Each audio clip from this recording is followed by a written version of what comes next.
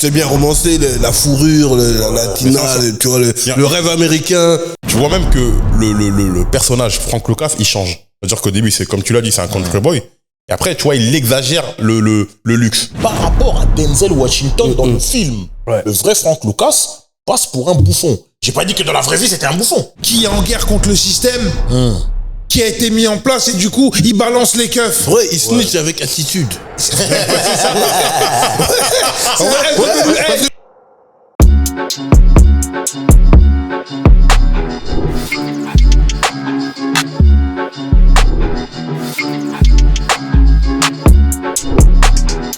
Parole véritable.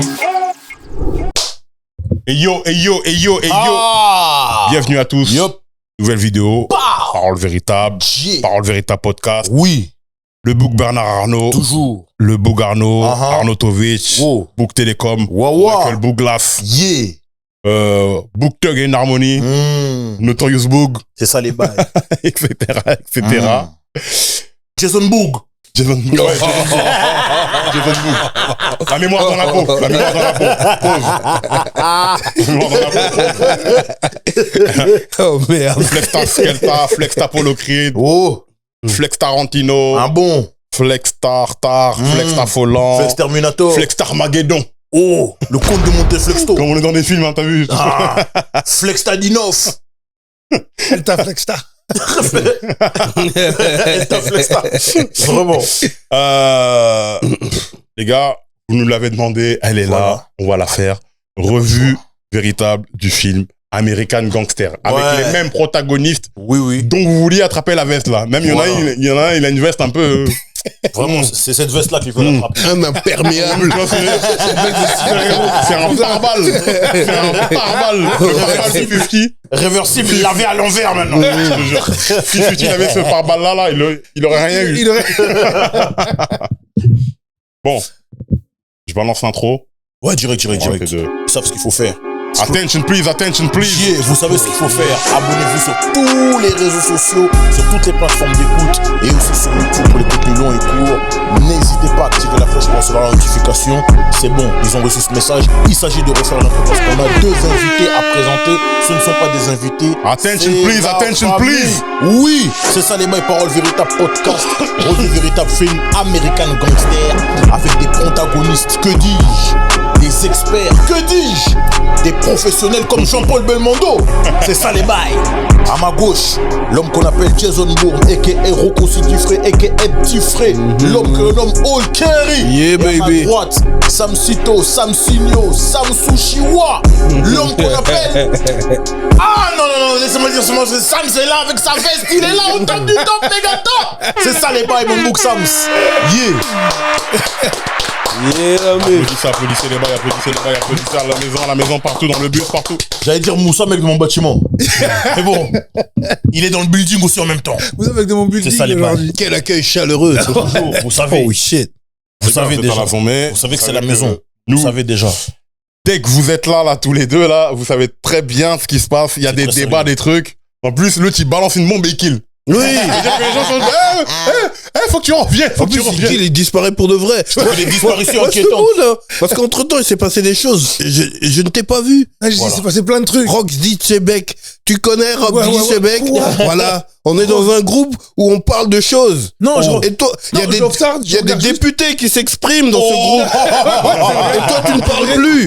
Non, parce Tu que étais où? regarde, je lisais dans la grotte. Ok. Roxy Québec, c'est quelqu'un. Ok, on en parlera en privé. Ouais. Ah ouais, après, voilà. En privé.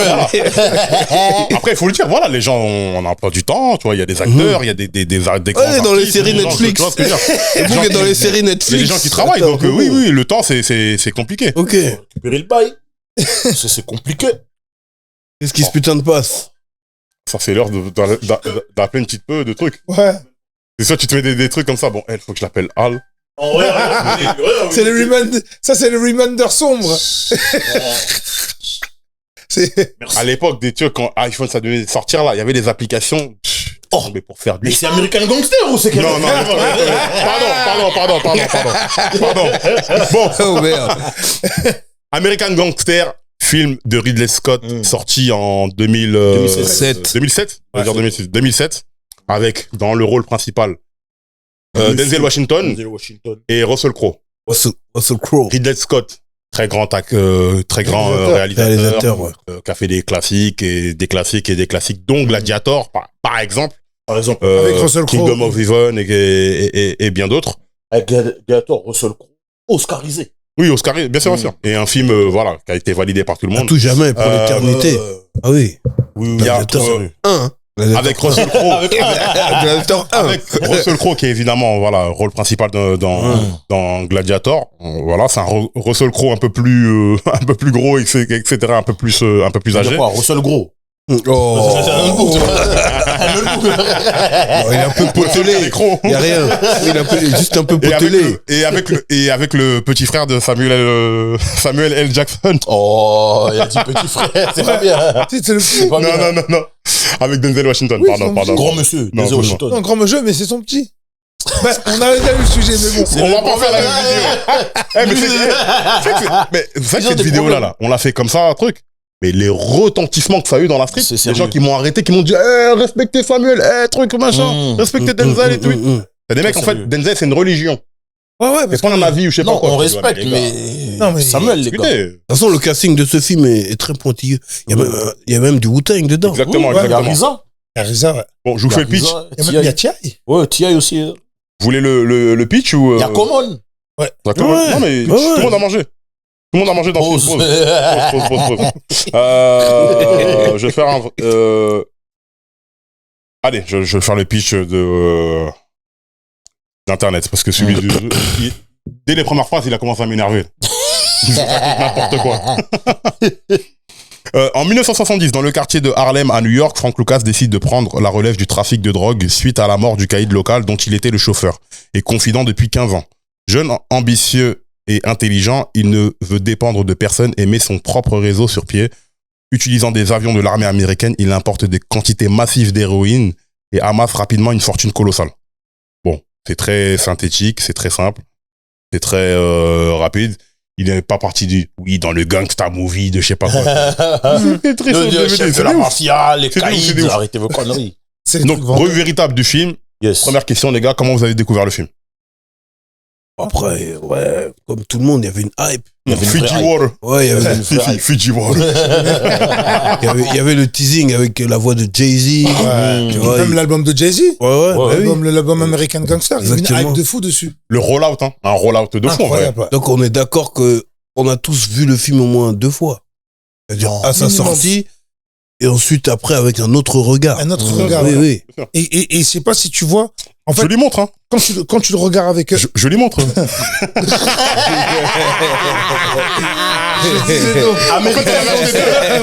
T'en avais acheté deux. je disais donc. Non, mais quand tu le regardes la première fois, il y a toute la hype, Jay-Z, tout ça, American Gangster, le fantasme. Et quand tu le regardes avec le recul, moi, je sais que j'ai eu 2 lectures différentes du film. Évidemment, nous tous, je pense. Oui. Et aussi avec les révélations par la suite que, enfin, Avec l'histoire vraie, tout ça. voilà. Et Ouais, parce que le premier regard, c'est la hype du film hollywoodien. Donc tu cherches pas à prendre en compte que c'est une histoire vraie. Tu prends le truc, en plus le casting. Tu vois Common, tu vois T.I., Idris Elba. Idris Elba, Ouais. du rôle de Tango. George Brolin. Ouais, George Brolin, ouais, exactement. d'accord, Le casting, il est dingue. Il est dingue. Cuba Gooding Jr. Ouais, ouais, c'est un Ricky film, Barnes. c'est un film d'action et romancé. En plus, il a sa latina. Il a, tu vois, tu vois, c'est bien romancé, la fourrure, la latina, tu vois, le rêve américain du bouc qui a fait un peu de guerre, du Vietnam, il ramène des plans, tout ça, nanana. Au début, premier regard, c'est ça que j'ai sur ce film. Il y a même Anthony Hamilton, carrément. Ouais, si, il chante Oui, un moment. oui, à un moment, ouais, il Anthony fait le Hamilton. blues. Ouais, Il y a un pote à nous aussi, comment il s'appelle? Riza, vous connaissez? Il a dit un pote à nous. Ah, c'est un pote à nous. ouais, C'est un pote à nous. Ouais. À Bougavou. Même j'ai vu, Alchemist aussi, c'est ton gars. Ouais, bien sûr. On se sait. Il vient manger à la maison de temps en temps en pause. Non, mais casting de fou. Ouais, casting Et en de fait, malade. Tu vois, pour moi, c'est presque l'un des derniers grands films où les Américains te disent, bon, là, on va vous montrer qu'on est les Américains. On va faire une grosse production, on va mettre tout le monde. les films chorales où il y a que des grands acteurs. Parce que là, il y a que des mecs qui sont capables de porter un film à eux tout seuls. Ça, c'est les films DJ Khaled. Tu vois ce que je veux dire? C'est les films DJ Khaled où ils rassemblent tout le monde. C'est ça. Les films DJ Khaled. Oui, the best. Ouais, oui, the best. Et pour le coup, là, t'as vu un vrai roll-out à l'américaine de, il y a un film qui va sortir là, vous êtes pas prêts. Il y a un film qui va sortir, vous êtes pas prêts. Jay-Z vient, il fait un album carrément pour le film. C'est vrai. Wesh, les gars. Ouais, à la sortie, il y avait une hype atroce. Mais parce qu'aussi, j'avais vu que, à la base, il devait, parce que ce qu'il faut savoir, c'est que le film, il est issu d'un article. Exactement. Je retourne en Superfly, que du New York Times, où ils avaient interviewé Frank Lucas. Et en fait, du coup, c'est Universal qui avait racheté les droits. Et ils ont voulu, et il y a eu après les couacs d'Hollywood où ils avaient plusieurs réalisateurs à la base, le rôle principal, ils avaient vu, même pour le rôle de Russell Crowe, ils avaient pensé à, je crois que c'était qui? De Niro, je crois. Un truc comme ça. Et en fait, il s'est baladé de prod en prod parce que les gens voulaient récupérer on va dire le bébé. Et du coup, quand ils ont donné à Ridley Scott, ils se sont dit, on a perdu du temps, faut qu'on envoie la sauce, en fait. Donc, du coup, ils se sont dit, on arrive en blockbuster avec un gros rollout, album, tout ce qui va avec. Et le résultat, pour moi, il a été à la hauteur de leurs attentes. Hein. Total. Parce que, en vrai, c'est un classique. On va dire. C'est un classique, hein. Il n'y a pas de souci. C'est un classique pour moi. C'est un classique. Un Gangster, quand même. Ouais, après, oui, c'est un classique, c'est vrai. Après, les articles dont tu parles, moi, j'ai pas eu vent de tout ça. Moi, j'ai pris le truc. Non, je parle après moi, là, c'est après coup. Ok. Non, sur le moment, pareil, on se l'est mangé en mode. C'est mangé comme un film hollywoodien. C'est ça. Blockbuster. Ouais, blockbuster, truc. En plus, Denzel, il y a des séquences épiques. Ah non, mais ça, la séquence avec Tango. Ouais, le petit déjeuner, où il verse le sucre. C'est que Tony Poussette. Mais ce qui est intéressant, c'est que dans ce film-là, c'est que c'est un blockbuster américain, mais c'est pas un film d'action, c'est un polar. Oui, c'est un polar. Oui, c'est vrai, c'est vrai. C'est plutôt rare pour être souligné, tu vois ce que je veux dire? C'est vrai que, mais c'est pour ça que je dis qu'il y a plusieurs lectures. C'est que quand tu le regardes à l'époque avec toute la hype et le contexte, quand tu te le manges, tu te le manges en mode limite. Et c'est ça qui est marrant, c'est que quand moi je l'ai regardé avec une autre lecture, c'était vraiment, ça m'a tout changé dans moi dans mon imaginaire, parce que quand moi ça sort, limite je suis en mode c'est un film avec un Denzel Washington, des renoms American Gangster, le rêve américain, c'est hip-hop, c'est des trucs, c'est Harlem. Voilà, c'est Harlem, c'est enfin c'est mis à l'honneur. Alors que quand tu regardes le deuxième recul, t'es en mode oui. Ouais. C'est vrai que ma deuxième vision, je l'ai plus vu comme un cours de marketing parfaitement bien romancé, avec des leçons de vie et puis les erreurs à ne pas faire et tout ça, tu vois. Alors un peu de ça quand même. C'est vrai, mais même regarde le casting.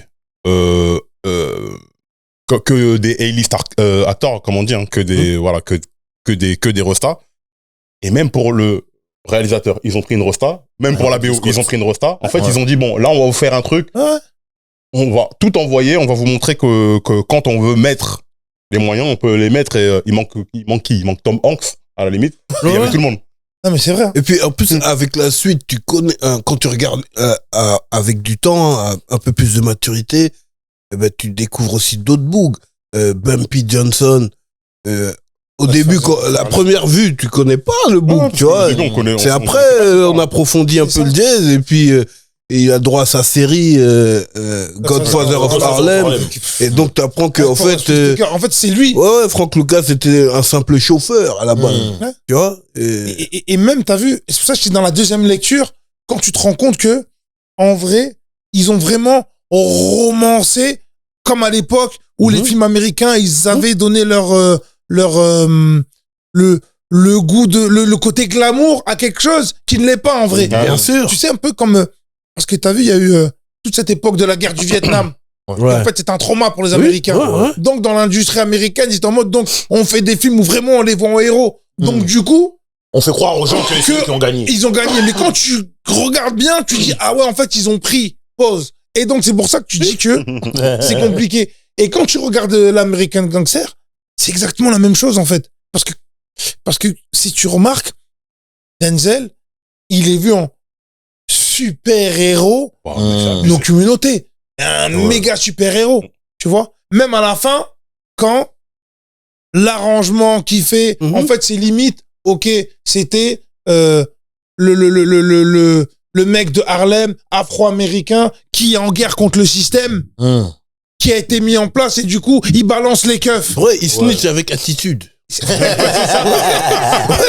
Parce que tu vois, Denzel, il snitch avec attitude, il ramène de la romance, ces trucs, genre, il y a un symbole dans son snitch, alors que c'est du snitch. Ouais, c'est ça. Court, tu vois.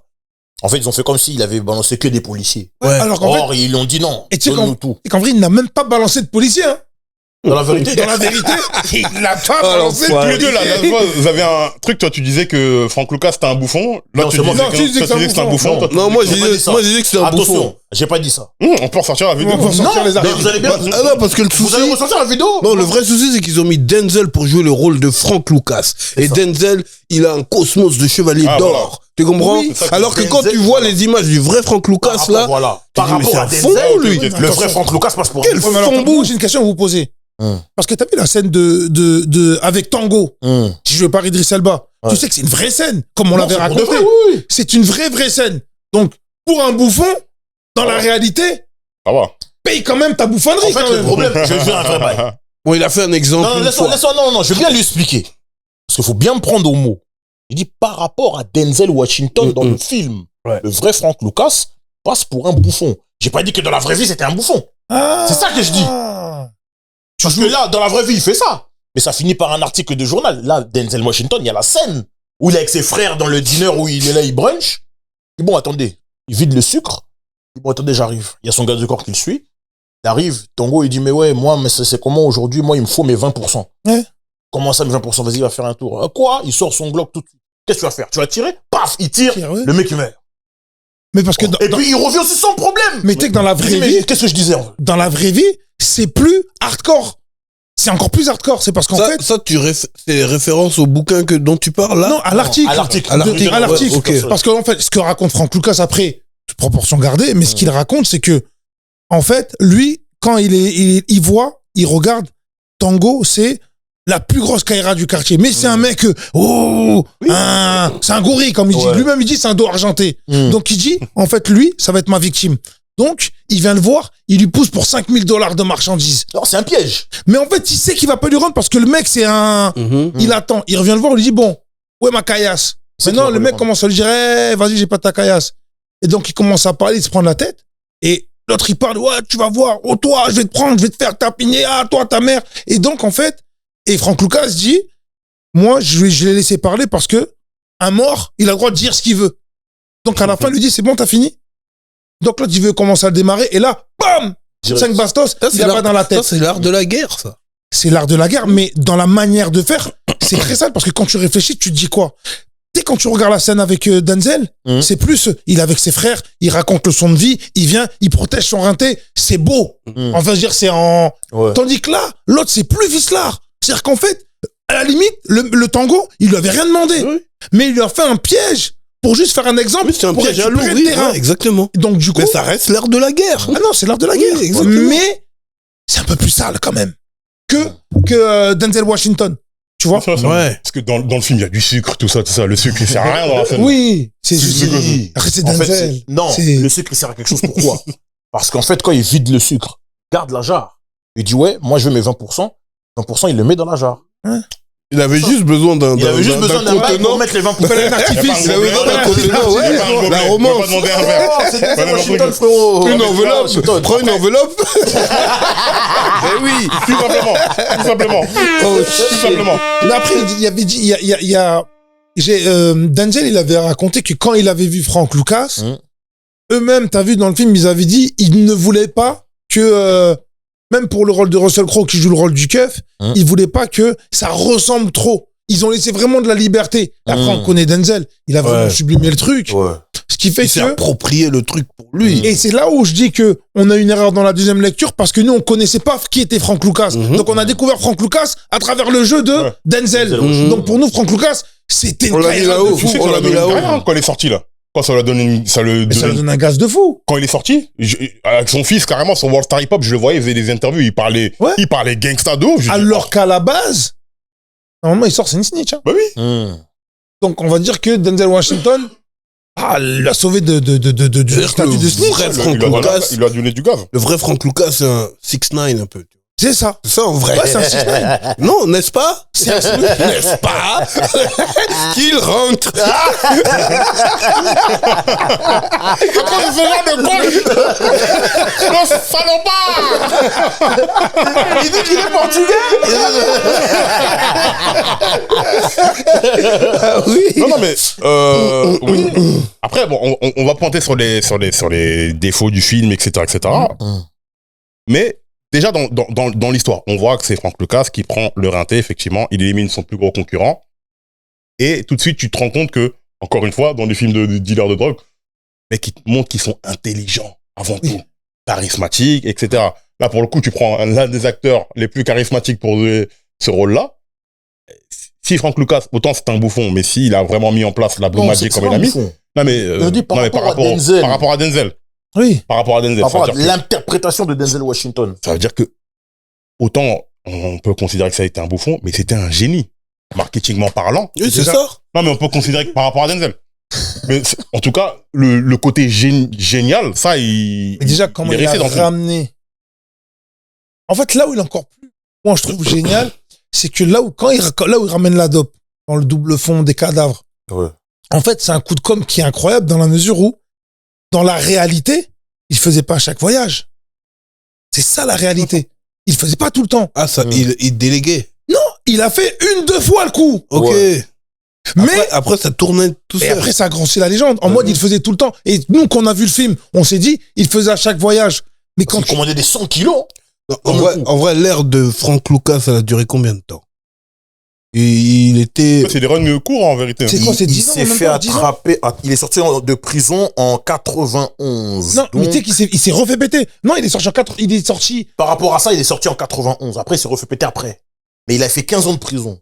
Donc 91 moins 15, techniquement 80. Parce que là, quand il était à Harlem, comme le 60, premier. 76. C'est ça qu'on dit, non? Il s'est fait péter en 76. Le premier parrain noir d'Harlem, c'est ça qu'on dit, c'était Frank Lucas. C'est Non. pas Bumpy? C'est Bumpy Johnson. C'est Ah Bumpy. oui? Ouais, Bumpy Ça Johnson. veut dire que Bumpy, il bicravait aussi au calme. C'est le seul qui avait le droit de. Parce que c'est le seul qui était avec les Italiens. Ouais. Mais Frank Lucas, il était pas en deal avec les Italiens. Lui, il revendait à tout Dans le le monde. film, non, mais dans la réalité, oui. Ok. Mais attention. Parce que c'est là où, à l'époque, il y avait. Parce que quand Bumpy meurt, il y a là les gens qui rentrent sur le marché. Ouais. Dont les Nicky Barnes, les ceci, etc. Ça veut dire que lui, comme lui, en fait, c'était le chauffeur de Nicky Barnes, de Bumpy, de Bumpy, lui, ouais. il fallait qu'il arrive avec une DA. Parce qu'il pouvait pas. Ben oui, il pouvait pas arriver. Ben oui, il pouvait pas arriver en mode bon, ouais, je suis peut-être Bumpy. Ah non, nous, on n'est pas un chauffeur. Comme il a fait son coup de com, et puis en plus que sa drogue, elle était plus pure, apparemment, genre, la dope, elle était pure à 5%, et ben la tienne, elle était pure à 10%. Tu vois? Ça veut dire qu'en fait, il éteignait tout le marché. Proche des 100%, selon. Donc, en fait, il a pris le monopole, mais du coup, forcément, donc, il est passé en haut de la mêlée, tu vois. Mais, c'est parce qu'il y avait des Nicky Barnes, il y avait plein de parrains. Moi, je pense que le premier parrain afro-américain, noir, c'est Bumpy. Ouais. Et après, il y a eu plein de gens qui sont battus pour la couronne, tu Ouais, vois. plein des Kingpin. Ouais, c'est ça. Ouais, parce que Bumpy, c'est le premier à dealer à Et autorisé à table dealer avec des avec Italiens. les Italiens, Ouais, ouais, ouais. c'est ça. Ouais. Après, un truc qu'on n'a pas dit, mais avant qu'on voit le film, déjà, c'est la confrontation entre Denzel et Russell Crowe. Les deux gros acteurs Ouais. dans leur prime. On se dit, waouh! Oscarisé les deux. Hein. Oscariser les Ils deux, ça veut avaient dire qu'on se pas dit, joué dans waouh! un film ensemble. Ouais, c'est vrai. Mais Ouais, en même temps, ouais, C'est il y a possible, les noms c'est des vérifié. acteurs, mais dans les personnages, Russell Crowe, il est sale, il pue, il est, comment dire, Il est dans un bourbier. ouais, il est dans un bourbier, un peu le bazar. flic raté, entre ouais, le guillemets. flic raté, il est instable, sa femme, Alors que les flics ripoux, ils ont du flow de fou. ouais, Les Josh Rollins. ouais, j'allais dire Thanos même. Mais Ouais, ils ont du flow de mais ouf. c'est ça qui donne de l'empathie à Russell Crowe. En vrai. Non, quand il rend l'argent là. Non, mais qui, en vrai, pas pour tout le monde, mais pour, on va dire, le spectateur lambda. Non, on dirait un bouc instable. Sago ne veut plus de lui. Ouais, c'est là où t'as de l'empathie. Ouais, non, sa passion, c'est que ça. Excusez, hein. Programmé pour tuer. C'est un film où il y a Denzel et Russell Crowe. Ah ouais, c'est ça, ils avaient joué. Mais en quelle année 95. Tu vois, c'est pas dans leur prime. C'est pas dans le prime. Non, après oui. les Oscars, etc. C'était des petits peu encore là. Ouais. Match retour de vas-y, on va voir ce que ça va donner. Effectivement, surtout que ils ont travaillé le marketing comme ça. Tu les voyais, genre confrontation des deux, etc. Alors que dans le film, ils sont même pas ennemis en fait. Non. Ils sont même pas ennemis. Non, ils sont pas aimés. Non. Mais en fait, lui, il est dans l'obsession de faire au moins un trophée. Il est sale, il se lave up, ses collègues le respectent up, sa femme, il ken up. Et tu vois, tu vois, On peut dire que sa femme est peu bon, coopérative. ok, oui. Pour te dire qu'en vrai, c'est le dernier des losers, en vrai. Et en vrai, il est détestable. Alors qu'à côté, tu vois un Frank Lucas, la classe, la fourrure, l'argent en douce, les idées de génie, le marketing à son paroxysme. Tu vois, Blue Magic. ouais. Mais Très de marque. tu sais que Parce que quand vous dites, on est loin de hit De Niro, Al Pacino. ah, mais ça, Non, ça, Là, c'est vraiment ça, une ça, merde qui veut attraper un gros, tu vois. mais tu sais, si on devait faire un résumé bête et méchant, on pourrait presque faire une analogie et dire que ce film-là, c'est le parrain noir. Oui. Parce que c'est à Un peu près peu. les mêmes années. Ouais. C'est lui qui gère une grande famille, un truc. Ouais, en En vrai, fait, il a essayé. Le parrain, Ouais. par des Renois, ça aurait été comme ça. En fait, Plus en désordre. Chez les Italiens, c'est plus militaire. Non, c'est plus, non, parce c'est qu'en plus fait, organisé. Parce Après, que chez les Renois, le c'est parrain, plus- il y a un Oui. background et c'est historique. Mm. Lui, il a essayé de créer. Tu vois, il a ramené sa MIFA de Louisiane ou de Michigan, je sais pas. En tout cas, il a ramené tout le monde en disant, vas-y, on va traiter en famille. Pour Ouais, moi, c'est ça que pas je le dis. parrain. Ouais, il s'est inspiré. Pour moi, c'est Scarface même. Plus que le parrain. Non. Bah si, il vient de Caroline de truc, il vient à New York. Non, mais- le rêve américain. Non, mais dans, c'est plus dans ça, dans en le vérité. personnage, comment il est, comment il se comporte, etc. Il se porte. Il se tente comporte d'être en le parrain, mais- Voilà. Non, mais Il a essayé. Il tente d'être le Il a parrain. essayé sur. Mais t'es pas italien, t'as pas cette cette discipline référence, italienne, ouais. c'est-à-dire que c'est fait en désordre. Ouais, À la fin. un truc qui me gêne dans ça, c'est que lui, quand il vient à la base, il vient pas pour être Kingpin. Il vient pour se débrouiller. Ouais. Et après, il devient le chauffeur de Bumpy. Mais en fait, tout ce qu'il applique, C'est ce que Bumpy lui a appris. Attention, parce que, attends, t'as dit chauffeur. Homme de main, qui fume des gens. oui, en Attention. oui, non mais oui. Parce que c'est pas juste Non, le non, mec qui le non, conduit. Non, je sais, mais Ça, c'est ce qui C'est un bras implicite. armé. Explicitement, c'est Oui. le chauffeur. Oui, bien sûr. C'est un mais- chauffeur bras armé. On n'est pas censé le savoir. Parce que même Lago, quand il lui demande, oui, mais qu'est-ce que tu fais? C'est qui ce monsieur quand il y a les photos de tout le monde? là Ouais. C'est qui lui? C'est Martin Luther King. Ah bon? Il ressort pas ça? Non, c'est mon Martin Luther King à moi. C'est Bumpy Johnson. Mais maintenant, il dit, ah, c'est quelqu'un qui m'a appris beaucoup de choses. Ah oui, qu'est-ce qu'il t'a appris? Flashback, maintenant il fume un bout. Non, mais- Non, il le fume pas doucement, hein. Il le fume avec le charisme de Denzel. Avec le gun sur le côté et puis tu tires beaucoup là. Bah. parce que si tu remarques, dans ce que il a voulu faire Frank Lucas, c'est, on va dire, perpétuer, on va dire, la legacy de Bumpy. Sauf que maintenant, pour moi, hein, je pense que c'est là où est son erreur pour moi, si on va loin dans les trucs. Dans la mesure où Bumpy, c'est pas Frank Lucas. Frank Lucas, il a pris de Bumpy.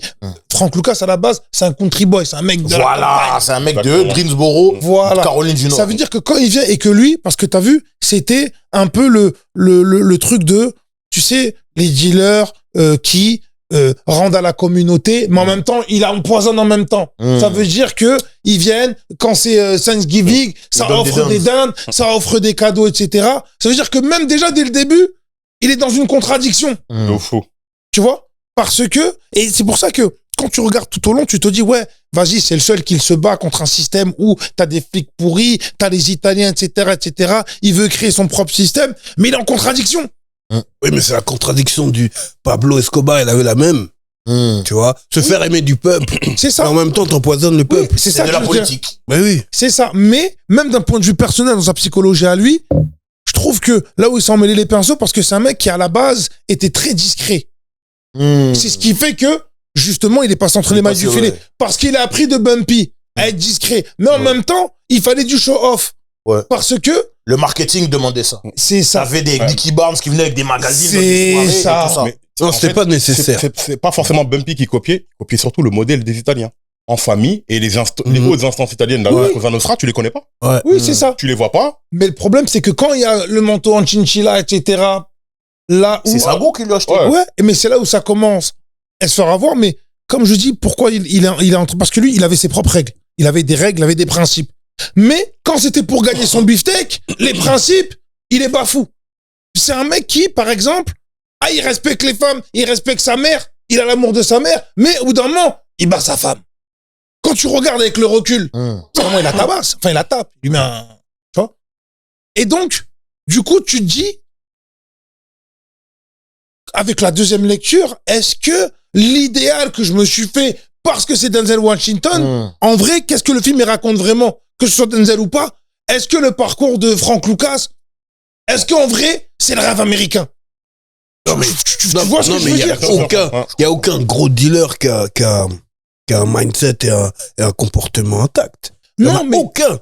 Ça n'existe pas. Oui, mais ce que je veux dire, justement, c'est ça. C'est que comment on nous vend le film American Gangster, quand tu vois des Jay-Z, des trucs, etc., quand tu vois, c'est Denzel, même quand tu vois, t'as vu la scène avec Tango, la scène avec, tu te dis, justement, en vrai, comme on l'a dit, waouh, même à la fin, la première fois qu'on a vu le film, tout le monde avait comme référence Frank Lucas. Ouais.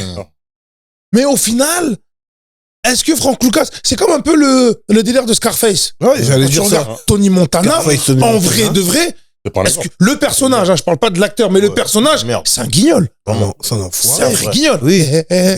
Et puis il sniffe seulement son Ouais, bail. qui sniffe et tout, dit, oh, Sous-là. son papa, il Ouais.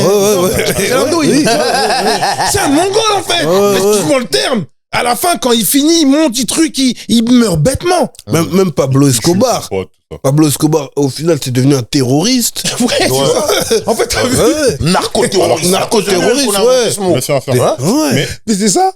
Mais imagine maintenant pour les mecs de New York, tu sais, qu'on grandit dans les années 80, les Rich Porter, les Jay-Z, etc. Leurs exemples de drug dealers, parce que eux, ça a été des drug dealers qui étaient dans ce game-là. Leurs exemples, leurs légendes à eux. Et de ces mecs-là. Les Bumpy Johnson, les Frank Lucas, les machins. En tout cas, pour tous ces mecs-là, ce qu'ils ont fait. En plus, on reste dans le contexte Harlem, tu vois. Sans rentrer dans notre débat, c'est là où je vois la contradiction américaine. La contradiction afro-américaine. Mais, tu sais, la contradiction américaine, c'est quoi? C'est que c'est un pays qui importe le plus de drogue avec des avions militaires, etc., et qui te font brigade un truc qui s'appelle les États-Unis contre la drogue. Oui, ben, le programme pour faire en sorte pour faire en sorte d'emprisonner les gars, tu vois, pour pouvoir les confier à des prisons privées qui font beaucoup d'argent et après t'es une propriété de l'État, tu travailles pour l'État en question. Parce que l'esclavage il a été aboli sous certaines conditions, à condition que tu sois utile à l'État. Non, dès lors que alors il y a plus d'esclaves, sauf si tu es prisonnier. Là, tu peux travailler gratuitement. Voilà. Et tu es une propriété de l'État. Exactement. C'était property, c'est pour ça. Ouais, mais c'est pour ça que, comme je dis, quand tu regardes avec le recul, tu te dis, en fait, t'as vu, même pour les Afro-Américains, les mecs de Harlem, etc., quand tu vois, je vais aller loin dans ce que je dis, mais un film sur Rich Porter, limite, pour moi, je vais aller loin, faut qu'on comprenne ce que je dis, attention, hein. Je préfère plus, je comprendrais plus que quelqu'un, un mec de Harlem de l'époque, dit, je le vois comme exemple, qu'un Frank Lucas. Je sais pas si tu vois ce que je veux dire. Parce qu'en fait, un Rich Porter, ou même les Alpo, etc., eux, ils sont dans leur truc où, même s'ils ont fait des millions, leur run, il est court, mais tu connais l'issue, mais c'est un truc local. Je sais pas si tu vois ce que je veux dire. Dans la mesure où, en fait, ils sont là, ils sont dans la street, il n'y a pas de grande perspective, ils font s'y font, vas-y, ok, d'accord. Après, qu'on valide ou qu'on valide pas. Le truc de Frank Lucas, c'est que, pour moi, c'est de plus grande envergure, mais ça mélange des choses ou des contradictions, justement, qui ont fait que ça a bousillé aussi des générations. Bien sûr, grave. Tu vois Et c'est ça, mais ça, on va dire, je m'en suis rendu compte dans la deuxième lecture. Parce que si tu remarques, comme on disait, à la fin, quand tu regardes, à l'époque, quand tu regardes American Gangster, Frank Lucas est sur toutes les bouches. Jay-Z, quand même, a fait un album qui fait l'apologie de ce qu'a fait Frank Lucas, en fait. La musique de Jay-Z, c'est de l'apologie de la drogue, de toute façon.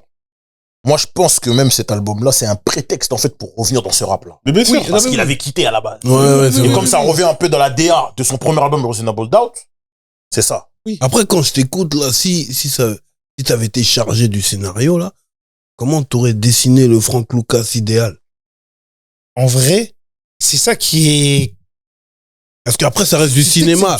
C'est une très bonne question. Bah oui, c'est une très bonne question. En fait, il y a deux manières de faire. Le problème, c'est que, comme on expliquait dans le contexte où il fallait qu'il fasse un bangers, Frank Lucas est super bien écrit. Oui. Tu vois? Après. T'as dit, il a tapé sa femme. Déjà, c'est plus bon. Oui, mais. Parce que c'est une jolie latina comme ça. T'as vu? En fait, c'est pour la latina. Miss Porto Rico. Quel bail. Regardez bien le film, hein. Il a pas dragué comme ça. À la base, c'était la go de Joe et Louis. Il a piqué ça. Non, il a pas piqué. Joe lui, il vient le voir. Il dit, moi, j'ai des problèmes d'impôt, j'ai des problèmes de tout ça. C'est combien tout ça? Maintenant, il lui demande, mais il te faut combien? Oh, 50 000. Il dit, ouais, c'est réglé, c'est bon. Dès qu'il dit, c'est réglé, là. C'est qui? Bonus. Le bonus. Voilà. En fait, il a fait le dictateur africain. Ne donne pas le nom. Ne donne pas le nom. Non, j'ai pas mon problème. Vous saurez de qui il parle. Parce que dans la vraie romance, là, tu romances ce type-là, le Frank Lucas idéal, déjà, il a pas snitch. Il a pas snitch. Oui, c'est vrai. En tout cas, ça ne se sait pas, ou je sais pas quoi. Ouais. Après, peut-être que... Il a été condamné à 75 ans, comment il s'est retrouvé à faire 15 ans? Et tu sais qu'en Il a plus, snitch. lui, c'est là ce que j'allais dire ce que j'allais parler même du personnage Frank Lucas en réel, pour moi, ce qui est marrant. Parce qu'à la base, il est décrit comme quelqu'un de très discret. C'est quelqu'un qui se décrit de très discret. Sauf qu'à un moment, il arrive dans un moment où, bon, il pouvait plus être discret, mais il y avait la concurrence. Parce que tu sais qu'apparemment, il y avait au moins des vingtaines, des trentaines de drogues sur le marché. Mais son grand concurrent, c'était Nicky Barnes. Sauf que maintenant, Nicky Barnes, lui, c'est un mec, il est dans le show-off. Show-off grave. Pro max. Donc, ils ont eu leur bataille la rivalité. bataille d'ego. Mais ils étaient pas ennemis. Non. Okay. Ils étaient pas ennemis. Non. Ils étaient dans des batailles d'ego, etc. Mais en vrai, maintenant, lui, on va dire que c'est le seul survivant qui pouvait raconter l'histoire à sa manière. Donc, quand tu lis même un peu l'article, tu te rends compte que il est un peu dans le show-off. Beaucoup et trop c'est là où même. tu te dis, en fait, j'ai l'impression que il récupère la DA de Nicky Barnes. Oui. C'est comme s'il avait mangé le fruit du démon de Nicky Barnes. Donc t'insinues qu'il fait un peu le Fat Joe. Ah. Il romance son bail. Non, lui, il est dans l'excès. Non, lui, il est dans l'excès. Non, Fat Joe, il est dans l'excès. C'est-à-dire, C'est vrai. truc par rapport à Nicky Barnes, parce que lui, Nicky Barnes, c'est un vrai mec d'Harlem. Que lui, il vient de Greensboro, North Carolina. Ça, c'est important. C'est un vrai mec d'Harlem. Exactement. Et parce qu'en fait, lui, comme on répète, c'est que Frank Lucas, là où il a fait la différence face à Nicky Barnes, c'est que la manière dont il a importé la dope, c'est du génie. Ça veut dire qu'à partir de là, déjà, et en plus, la drogue est plus pure. Mais lui, il n'a pas de Parce qu'il film. va directement là-bas. C'est ça. Nicky Barnes, il n'a pas de film. Il peut pas avoir de film. Et en Mais fait, par contre, il a un il y a documentaire. un documentaire. Ok. Et en Ça fait, aussi, bientôt, vous inquiétez. Pourquoi t'as dit il peut pas avoir de film? Parce qu'on va le dire par rapport au documentaire. Ok. Et là, si je dis, je spoil. Ok, et en d'accord. fait, le délire, c'est que dans l'article, il raconte une anecdote. Et c'est pour ça que, en fait, même pour te dire, quand j'ai lu l'article, j'ai compris le glamour du film. Parce que même dans l'article, c'est un article du New York Times, comment quand tu lis, Romancé. c'est romancé. Donc tu te dis, ok, d'accord, j'ai capté le truc. Mais il raconte une anecdote où il dit que il est avec Sarah Clee, il est dans un magasin de lingerie. Et il voit Nicky Barnes avec sa femme dans le magasin de lingerie. Tu vois, de luxe, des trucs, etc. Maintenant, Nicky Barnes, il vient le voir et lui dit, bon, Chacal, viens, on parle. Là, t'as vu, nos femmes, elles sont dans un truc où c'est cool. Viens. Et il lui a proposé de bosser avec lui. Et là, Frank Lucas raconte que, en gros, il lui a dit, non, en fait, on se respecte, mais en fait, moi, je suis pas dans ton bail. Et ok, d'accord, t'as vu, il a refusé de bosser pour lui. Ou bosser avec lui. Et c'est comme ça qu'ils se sont laissés. Genre, en gros, il disait, il y avait pas de, mais moi, quand j'ai vu ça, j'ai l'impression que, non, gros, c'est parce que toi, t'es le seul à raconter l'histoire. Ouais.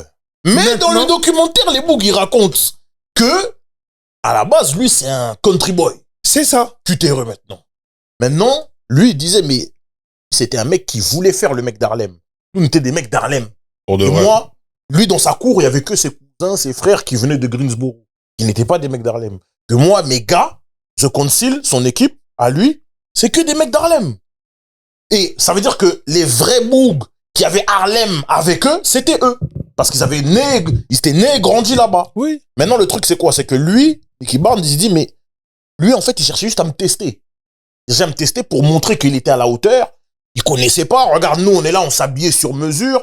Il ne sait pas ce que c'est que de porter l'arme à gauche. L'arme à gauche, c'est du genre, quand t'as un truc sur mesure et que ton appareil, faut le mettre à gauche. C'est ça qu'il disait. Par rapport aux pantalons, tout ça. Eux, c'est des mecs qui mettaient du prêt-à-porter. Nous, on mettait du sur-mesure. On voyageait, on lisait des livres, on allait dans des trucs. Lui, en fait, il a fait que c'est des genres de Dipset. Voilà, eux, c'est Dipset. Mais c'est les ancêtres de ça. C'est les ancêtres de Dipset. Maintenant, il disait que Frank Lucas, en fait, il copiait tous ses moves.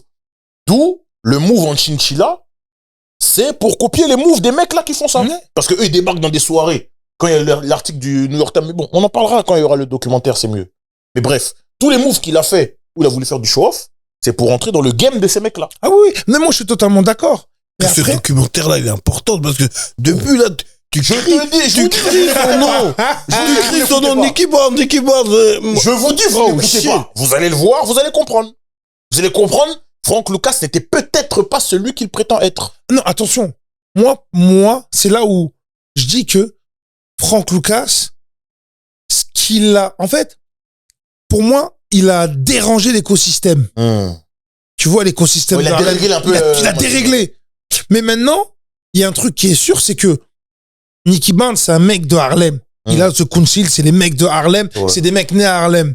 Mais l'électron libre qui était Frank Lucas, il ne pouvait pas régler le problème d'un. Pourquoi? Parce que il avait une dope plus pure. Donc, du coup, il a des connexions qui sont encore plus solides. Ouais.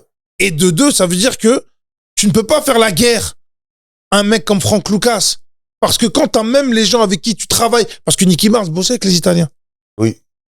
Tu vois? Ouais. Ça veut dire que quand t'es tenu aussi par des Italiens qui te disent, gros, il y a un mec là qui a ramené une dope plus pure, on va moins cher, on va faire des affaires avec, et je veux pas de guerre. Il a mis dans une clé. Voilà. Donc, comme Cassius. C'est vrai, comme Cassius. C'est totalement ça. Pause.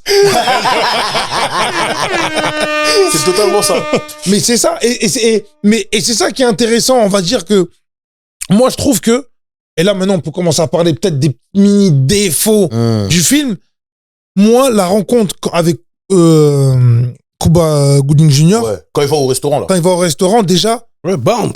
Ouais, ben qui joue Nicky Barnes, je trouve, ils l'ont trop minimisé. Ils ont minimisé Nicky Barnes. Alors que là, c'était le choc des titans. Voilà. D'un, ils ont minimisé Nicky Barnes et ils ont minimisé Cuba Gooding Jr. c'est quelqu'un. Ouais, donc ça veut dire l'acteur aussi, ouais. T'as capté l'acteur. Ouais, l'acteur. Moi, quand tu vois, dans la deuxième lecture, encore quand je vois, je dis, ah. Et même, je me rappelle la première fois quand j'ai vu le film, je me suis dit, d'avoir un bail avec lui. Non, en fait, non.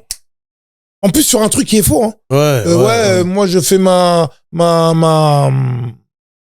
je fais comment ça s'appelle, la Red Magic ou je sais pas. La Blue Magic. Et je pense que peut-être, ça. Même Thomas, comment il le montre en train de sniffer et tout ça. Ouais. Tu vois? Ouais, ils ont diminué. Dans la vraie vie, ils disent bien que c'était un ancien addict. Thomas, comment il le montre en train de sniffer. Mais moi, je pense, tu sais ce que c'est ça? Ça, c'est une petite crotte de nez de Frank Lucas. Bien sûr. Bah oui. Parce que ouais, c'est vrai qu'il était au scénario, c'est vrai qu'il était sur le film, tout ça. Tu vois, mais moi, c'est ça qui m'a gêné. On arrête de parler de Nicky Barnes, sinon je vais spoiler. C'est pas bon. C'est pas bon. Mais ouais, c'est ça. Et aussi, il y a un côté, c'est le côté, comment parce que là, c'est ton deuxième regard que t'es en train d'exprimer, là. Oui. La deuxième vision. Parce que en fait, dans la première vision, mais en fait, comme on dit, la première vision, pourquoi elle est un peu, elle est incomplète. Parce qu'on est pris dans une hype. Dans une hype. Oui, et t'as vu, à l'époque, encore aujourd'hui, on connaît plein de hype. Ça veut dire qu'on a le recul pour comprendre une hype. Mais avant, tu te le manges en mode, ça s'est passé comme ça. Exactement. Grave. Exactement. Donc il y a plein de moments, c'est comme ça. Et même si on essaie de te raconter l'histoire, ouais, tu vas dire, non, c'est pas vrai. Non, c'est faux. Et c'est ça le problème. Ça veut dire que quand tu regardes avec la deuxième lecture, t'es plus posé en disant, ok, d'accord, c'est comme ça. Et même, t'arrives à apprécier mieux le film avec ses imperfections. Voilà.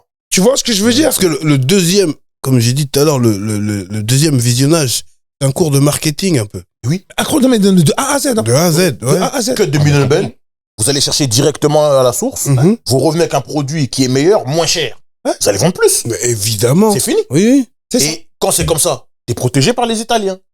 Et le mec, je crois, donne Catano dedans, là. Catano, ouais. Ouais. Protège, mais en vrai, dans le script, il le protège. Mais dans le script non écrit, il y a une personne qui a détecté qui il était vraiment. C'est sa femme. Ouais. Quand ils vont là-bas à la maison, là. Quand ils s'entraînent à tirer sur les assiettes, là. À moi, quand ils sortent, au début, ils sont dans le truc, ils disent, oui, voilà, nous, c'est... Bon, toi, en vrai, le kilo, tu le touches à combien? 75 000, 80 000? Pour moi, 50 000, t'inquiète pas, je commence à réfléchir. Ok, pas de problème, mettons-nous d'accord. Boum, il sort. Dès qu'il part avec sa femme lui dit, mais tu fais vraiment confiance à ces gens-là? T'as pas vu comment ils nous regardent? Oui, ils me regardent comme si c'était Noël et que j'étais le Père Noël. Elle dit, non. Ils te regardent comme si t'étais à son service. Mais non. Moi, maintenant, c'est eux qui travaillent pour moi. Parce qu'il sait que c'est lui qui a la dope. Oui. Il sait que c'est lui qui a le produit. Il a la source, ouais. Mais dans le script non écrit, c'est une relation où lui il travaille pour où Catano travaille pour Frank Lucas sur une courte durée. Oui. Ah oui, parce que eux ils le voient comme quoi. En fait, ce qu'il représente, ça dérange. C'est ce qu'ils disent même à la fin du film. Tu représentes le progrès. T'as mis des gens hors course parce que t'étais trop successful. Et tu sais, à un moment, il y a un speech, je crois que c'est le speech, je crois que c'est Denzel ou je crois que c'est Bumpy qui dit, mais regarde, t'as vu?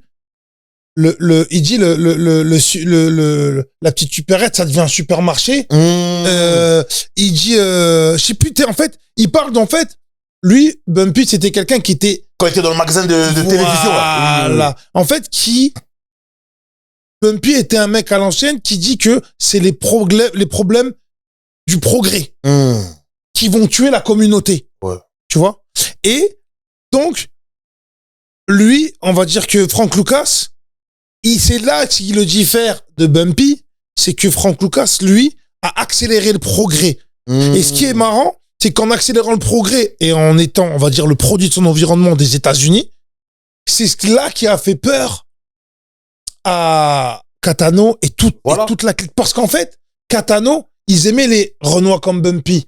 Parce que c'était des mecs qui n'aimaient pas le progrès. Voilà. C'était des mecs reste dans ce schéma-là tant qu'on limité. Voilà. Tu vois ce que je veux dire? Limité. Exactement. Qui se contentent de ça.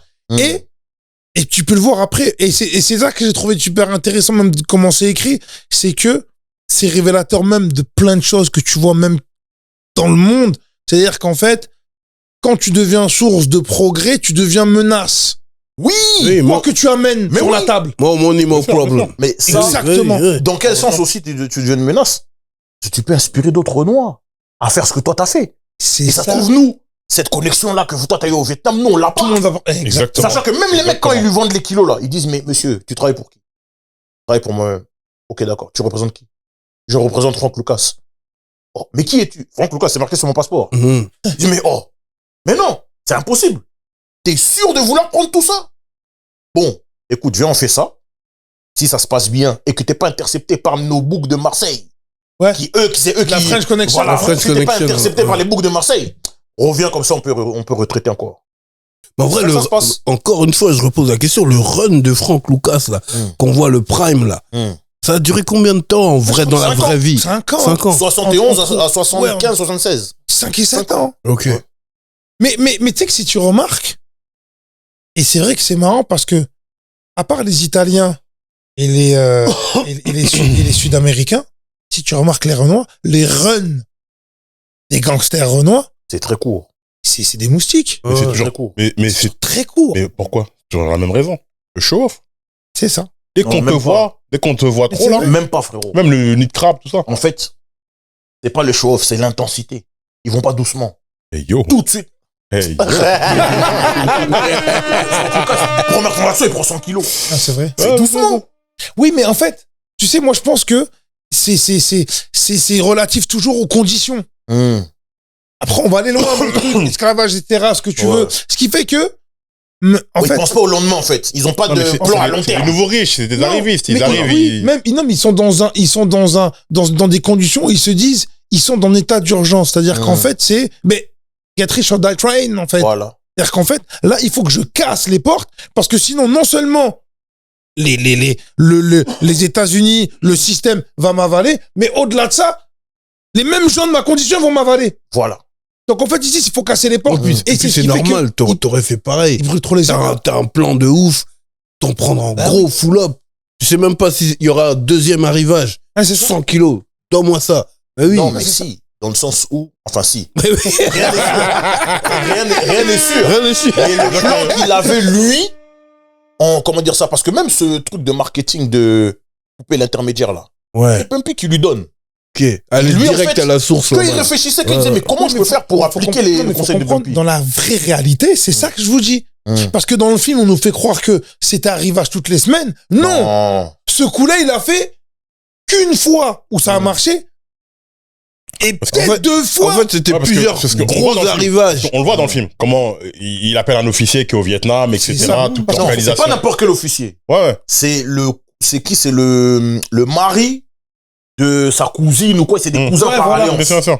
Mais même lui là, le rôle qu'il lui donne là, il les aide, le réduire au bouffon. Oh, c'est peut-être même lui le vrai American Gangster en vrai. Luc, dans ce qu'il raconte, le cousin en vrai, en fait, le cousin, il a joué un rôle déterminant. Bien sûr. Ouais, mais c'est lui qui permet. Ouais, mais tu sais que le vrai, j'ai oublié comment il s'appelle. Le vrai Boug là. Ouais. Lui, quand il regarde le film, il dit non, c'est pas comme ça que ça s'est passé. Hein.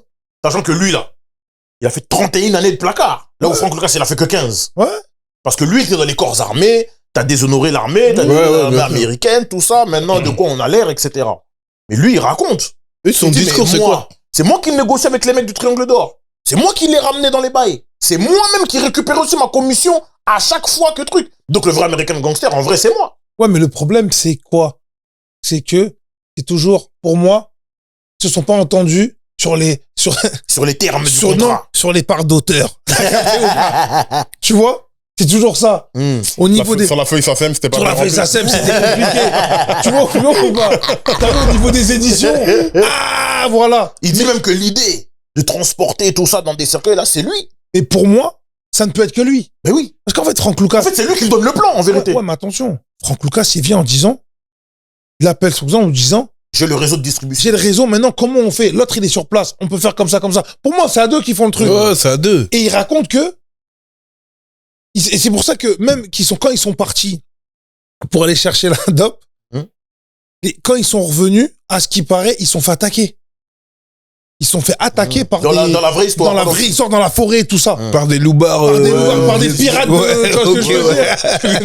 que dans la vraie histoire, il a pris 1000. Oui, mais en fait, et ils disent que dans il y a là la cargaison qui est tombée, qui s'est évaporée parce qu'ils sont fait barber, mais ils l'ont gardé un peu.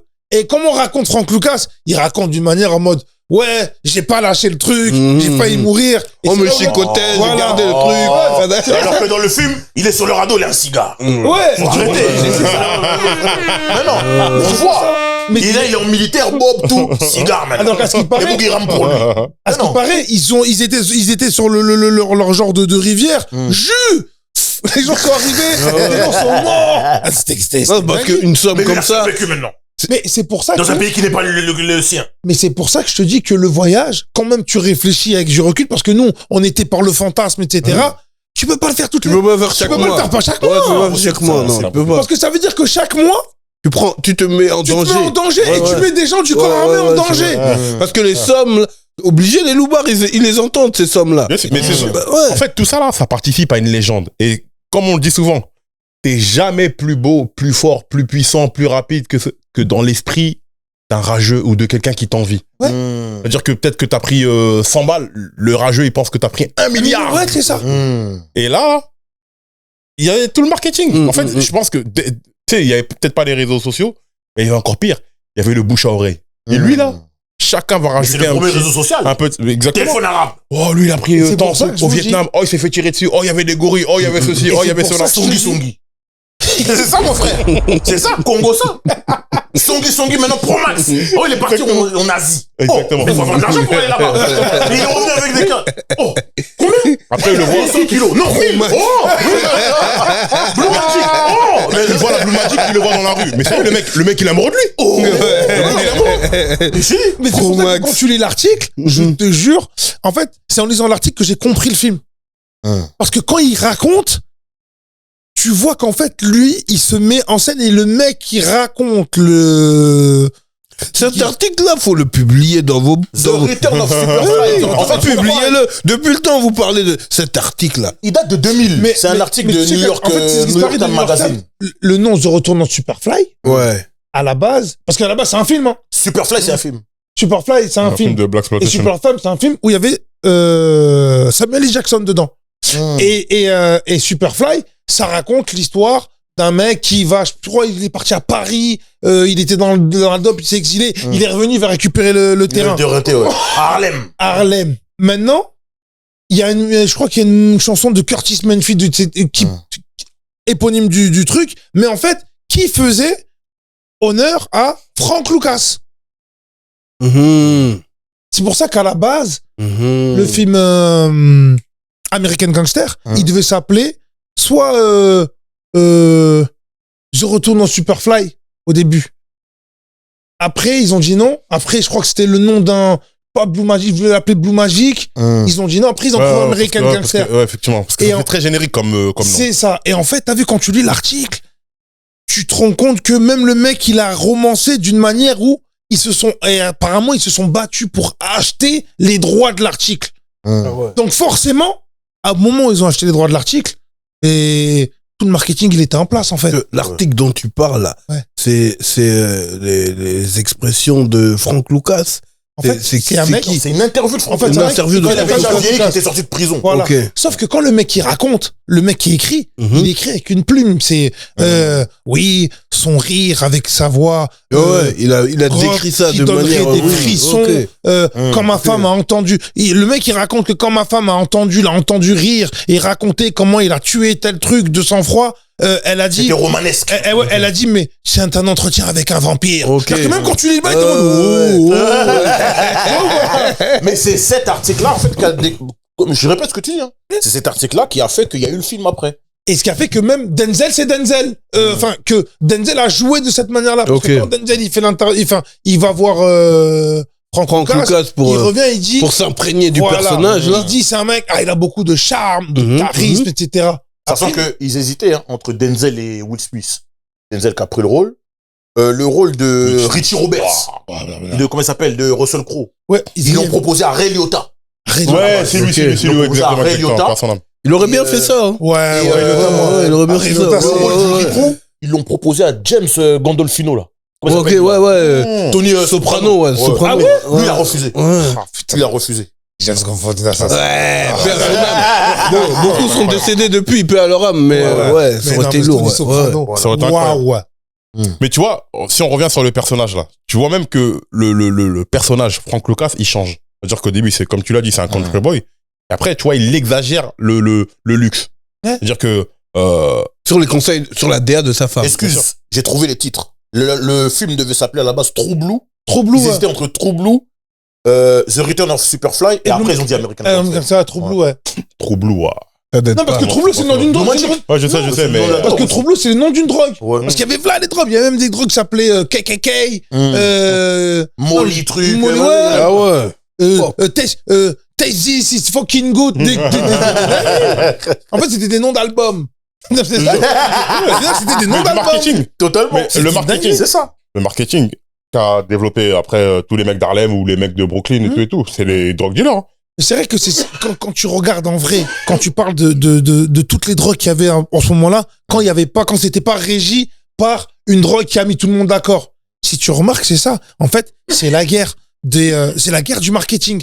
Voilà. Parce que tu brandes ta drogue. Tu un sachet bleu, Blue Magic. Voilà. Donc tu fais un branding.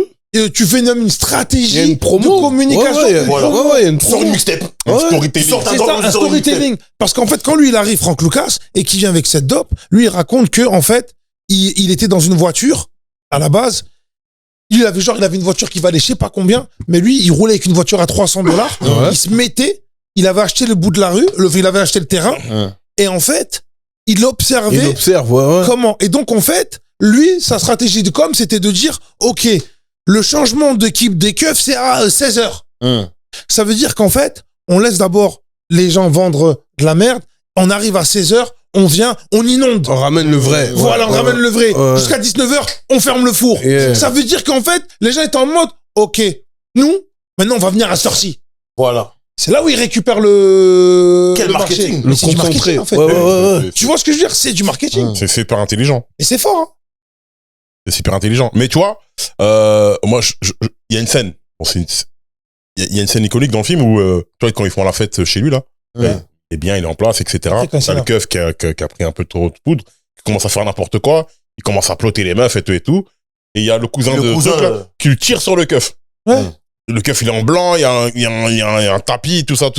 Et après, même, sa femme, ils essaient d'essuyer le truc. Non, c'est pas comme ça. C'est de l'alpaga. Il y en a pour 25 000 euros d'alpaga. Faut appuyer, faut pas. Ouais, faut éponger, faut pas essuyer, etc.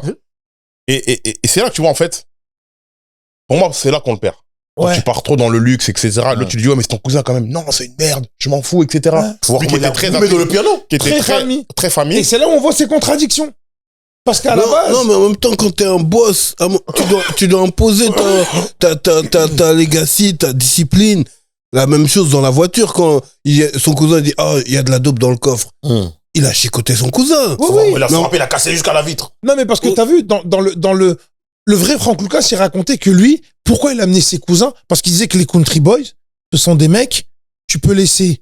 Il disait. Ouais, ils sont disciplinés. Ouais, il disait, sa femme peut mourir de faim, son gosse peut mourir de faim, tu laisses une cale d'argent, il va pas y toucher. Et il dit, les mecs de la street, donc les mecs de Harlem qui sont nés là-bas, ils vont te prendre l'argent jusqu'au moins de centimes. Donc là, il venait avec son équipe mais quand tu regardes dans le film, tu dis, il a ce côté très famille, principe, valeur, ou même le personnage joué par T.I. Je veux jouer en université, etc. Baseball, au baseball ou je sais plus où. Mais d'un autre côté, il fait tout pour les mettre eux-mêmes dans un système où ils sont tenus par lui-même. Il n'y a pas d'émancipation, en fait, dans la famille. Il n'a pas le choix, en même temps, c'est le boss il est au sommet de la hiérarchie. Les incous, faut les tenir aussi. Non, je suis d'accord. Non, mais c'est par rapport au discours que lui, il tenait.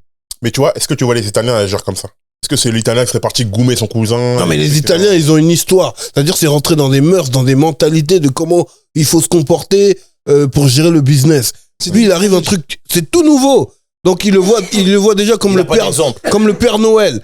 Mais lui, il leur montre, je suis pas Papa Noël. Si tu bugs, je te chicote. Tu vois? Et il a pas le choix de faire ça. Parce que sinon, ça fait couler toute l'eau. Oui. Mais c'est là où tu vois que c'est, parce qu'en fait, t'as vu? Quelqu'un pourrait penser comme ça en disant, ouais, mais je veux faire des trucs très familiaux où on mélange les familles, mais en même temps, on est ce qu'on est. Est-ce que tu vois ce que je veux dire? Ça veut dire qu'au bout d'un moment, tu ne peux pas avoir l'image du Mr. Nice Guy et être obligé des fois de craquer devant pour montrer des exemples. C'est contradictoire, en fait. Et je pense que dans ce game-là, tu dois l'être. Oui, mais tu ne peux pas être juste tonton gâteau. Non, je dis pas il faut ça. qu'on te craigne un peu. Non, mais par exemple, tu regardes, par exemple, même un mec comme Escobar, quand tu vois, même dans les familles, mais il a comme tu tué. dis, c'est pas la même. Il a tellement tué. Oui. Il y a rien à dire. Il a trop tué. Non, mais ce que je veux dire, c'est que même dans les familles, ils savent c'est quoi les codes. T'as vu, le mec peut se faire rallumer devant la famille. Là, si tu remarques, il vient avec la mère, les enfants. Il y a un côté très, on est les country boys, on a réussi un rêve, etc. Et en même moment, dans la même truc, tu vois un truc méga hardcore. Oui, mais c'est son concept, l'image. L'image qui paraît clean, mais à l'intérieur, il doit mener ça d'une main de fer. Mais je veux dire qu'à l'intérieur, ça se voyait aussi à l'extérieur. Du coup, pour moi, non. C'est quand à l'intérieur, ça se voit à l'extérieur que, comme il disait Flexta, c'est là où pour moi, on commence à le perdre. Non, parce que même ton cousin en Caroline, que t'as joué à la corde à sauter, là, c'était cool, hein. Même là, on est en train de gérer du business et t'as laissé de la dope dans le coffre. Non, ça, c'est une dinguerie, ce qu'il fait. C'est une dinguerie de ouf. Mais en même temps, est-ce que tu peux lui en vouloir? Puisqu'à la base, comme tu dis, il est en Caroline du Nord à jouer à la corde à sauter. Donc, quand il arrive, tu le mets dans un bain ou qu'il a pas demandé parce que eux, leur exemple, c'est lui. Oui. Maintenant, tu le mets dans un truc où tu veux pas des mecs et t'as raison, des vrais professionnels ou les mecs qui sont chirurgicaux, ça, c'est des codes que tu t'as pas. Tu les mets dedans. C'est le centre de formation. Il lui apprend comment, on n'est plus en train de sauter à la corde en Caroline. Là, tu laisses de la dope, je te chicote. Donc là, je vais te casser les narines. Il lui casse les narines pour lui faire un exemple. Moi, je suis d'accord sur ça. Ce que je veux faire comprendre, c'est que dans le timing, on va dire faut comprendre que là, Frank Lucas, je sais pas combien de kilos. Il est dans un truc, en fait, il est dans une guerre. Lui-même, il est dans un karaté où, les gens que j'ai amenés, c'est ma famille, mais ils sont pas très bien formés. Il a un stress. Ouais, il y a la concurrence. Ouais, il y a la concurrence. Il y a les keufs. Il y a les Vic Mackey qui sont là pour aussi le dépouiller en scred. Il y a les ripoux. Il y a les vrais keufs qui veulent le péter. Il y a trop de hops. Il y a les Italiens qui attendent qu'il fasse une erreur. Il y a les concurrents, les Nicky Barnes qui le regardent de loin. Et attention, on le dit pas ça. On le dit pas assez, ça. Il y a trop de hops. On est dans un contexte, dans les années 70. C'est la police la plus pourrie de l'histoire de New York. Voilà. C'est pour ça que Russell Crowe, il a risé parce qu'il a trouvé du bif et qu'il a tout rendu. Presque $1 million. Il a tout rendu. Il a même pas gardé un billet. Ça, c'est... Voilà. J'avoue, c'est un ouf. Mais c'est un ouf. Et après, lui, je pense qu'il avait d'autres ambitions. Va dire ça à Vic. Va dire ça à Vic. Ah ouais, Vic. Le personnage de Russell Crowe. Il avait d'autres ambitions, moi, je pense. Tu sais que le personnage de Russell Crowe, si tu remarques, il y a pas mal de films américains, même de films policiers, où c'est le même schéma. Hein. C'est-à-dire, c'est le mec, le loser qui a un problème avec sa femme, ou alors qui a du mal et qui, du coup, a toutes les raisons pour pouvoir tendre vers la corruption. Et justement, il ne le fait pas. Jack dans Training Day. C'est ça. Exactement ça. Il ne le fait pas. Mais, ce que je trouve, c'est là où je me dis, Hollywood. C'est vrai que dans les films des années 90, il y a beaucoup, même Bruce Willis dans Bon Samaritain, c'est pareil. Ça. Et tu remarques. Après, c'est dans les films, hein, dans la vraie vie. Hein. Ouais. C'est là le côté Hollywood où tu te dis, en fait, ce qu'on nous montre avec Denzel Washington et le personnage de Frank Lucas, nous, dans notre imaginaire, on se dit quoi? Il avait pas le choix. Et bien sûr, il a l'opportunité. Nous, regardez dans quelles conditions il vit, à Harlem, etc. Ok, donc on vous montre quelqu'un qui n'est pas afro-américain, mais qui vit, même mentalement, psychologiquement, pire que ce personnage-là. Voilà, donc en fait, votre idéal, votre truc c'est faux. C'est là où tu vois un peu le message en dessous, le message en dessous, où tu vois ce personnage-là, où on dit, regarde, il a toutes les raisons. Encore pire, c'est l'autorité, c'est la loi. Ses collègues autour de lui, ils mangent tous. Sa femme, elle veut pas de lui. Ça, ils en parlent dans l'article dont tu fais référence. Non. Parce que là, dans le film, là, même le collègue, il s'est suicide. C'était trop. Non, il s'est pas suicidé. Il s'est suicide dans le film. Le collègue, ouais. Quand les keufs, ils viennent devant pour dire, mais t'as fait quoi? Ah, il a rendu tout le bif. Alors qu'il aurait pu se partager ça. Non, il s'est pas suicidé. Il était allé chez un dealer, là. Je crois qu'il est mort d'une overdose, lui. Non, il a tué le dealer. Il a tué le dealer, mais il s'est pas suicidé. Oui, mais il était déjà dans la dépression du choc par rapport à ça. Du choc d'avoir rendu en fait, il a commencé à faire n'importe quoi à cause de ça. Il a basculé à partir de ça. Il a fait une audit à cause de ça. Et c'est même ça le déclencheur de l'enquête, parce que dans ses fouilles, on retrouve un sachet Blue Magic. Et là, il a dit, bon, pour venger le beau, faut que je retrouve Blue Magic. Voilà. Et en fait, c'est pour ça que le personnage, il est très bien écrit de Russell Crowe, mais aussi très bien édulcoré, parce que comme je te dis, il n'y a pas de virgule, il y a toutes les raisons pour qu'il flanche, mais non. Et c'est là où tu vois, entre guillemets, ce qu'on disait, la différence entre le fantasme afro-américain et le fantasme blanc-caucasien. Ouais. Tu vois? C'est que nous, c'est, comme on disait, get rich or die trying. Et les autres, c'est en mode, non, limite, on est en droit toujours, il y aura toujours la bonne providence qui fait qu'on va s'en sortir. Et c'est là, tu le vois souvent dans les films. Hein. Et tu le vois même, sa Coupe du Monde à Russell Crowe, c'est devant l'église. Quand il vient l'arrêter, là. Il est heureux. Il est épanoui à ce moment-là. Il a son prime de c'est une revanche par rapport aux $1 million qu'il a rendu. Toute sa vie, c'est sa revanche de sa vie. Oui. C'est pour ça, c'est là où pour moi tu vois le côté hollywoodien de morale, etc. Tu vois, Frank Lucas, il sort, mais il sort parce que il leur dit, bon voilà, moi je vais vous aider à démanteler le réseau de... À la fin, là c'est dans ma deuxième lecture où je me dis, en gros, ça a nettoyé un peu la police. Et en final, la police est un peu plus propre. Et voilà. Moi, c'est le côté... Parce que même quand il parle avec lui, il est sûr de lui. Hein. Oui. Quand le keuf, il dit, bon, écoutez, moi, tout ce que je peux vous garantir, c'est que si vous me donnez pas ce que je veux, vous ne ressortirez plus de prison. Si vous gardez $1 de tout ce que vous avez pris, vous ne ressortirez plus de prison. Si vous oubliez un compte sur lequel il y a de l'argent, machin, vous ne sortirez plus. Ouais. Il dit, mais oui. Et parce qu'il dit quoi? Ouais, j'ai des témoins, j'ai ceci, j'ai cela. Ah ouais, vous avez des témoins? Moi aussi, j'ai des témoins. J'ai des célébrités avec moi, j'ai des personnalités du sport, j'ai Harlem avec moi, et croyez-moi que Harlem prendra soin de moi comme moi j'ai pris soin d'Harlem. Ouais, c'est ça. Ah bon? Mais moi, je vous dis, c'est comme ça, comme si. Ouais, vous voulez qui? Vous voulez je peux vous donner des gangsters juifs, je peux vous donner des Italiens, je peux vous donner des trucs. Oh, vous voulez pas eux? C'est la police que vous voulez? Oh, parce que c'est comme ça, il dit, mais vous voulez des gens qui sont comme vous? Non. De la même manière, les Italiens ne sont pas comme vous, moi aussi, je veux des keufs qui ne sont pas comme moi. C'est ça qu'il lui explique. Parce que lui, en fait, lui, il met bien l'accent, excuse-moi, il met bien l'accent là-dessus. Que oui, les gangsters italiens, moi, j'ai rien à voir avec eux. Et maintenant, le personnage, moi, j'ai une question, le personnage, là, même dans cette scène-là, vous validez ou pas?